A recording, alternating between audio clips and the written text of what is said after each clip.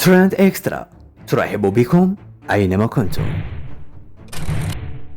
القارئ أحمد النفيس أبدأ إعجاب بسرعة البديهة وقوة الحفظ التي أظهرها طفل جزائري خلال إحدى مسابقات حفظ القرآن الكريم، بعد أن قدم إجابات متتالية في وقت قياسي في مشهد لاقى تفاؤلا واسعا على منصات التواصل الاجتماعي، حيث أشاد كثيرون بموهبة الطفل وتمكنه من الحفظ.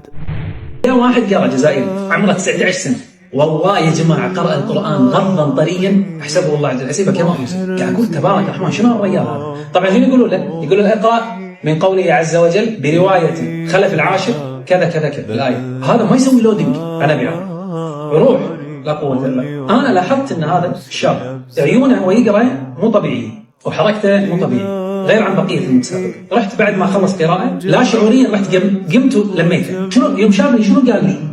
قال لي انت احمد النفيس، حتى طريقته بالكلام مو طبيعي. قال لي انت احمد النفيس كويتي. قلت له صح، مواليد 8/2/91. قام يقول اشياء كذي عني غريبه. كان اسال واحد من المنظمين بالمسابقه تشوفه ما في ولا شيء، شكل ما في شيء بس حركاته يعني. كان يقول لي هذا مصاب بالتوحد. قال لي يحفظ القران مثل اسمي بالقراءات العشر. يعني هذه مستحيل تصير الا بالقران.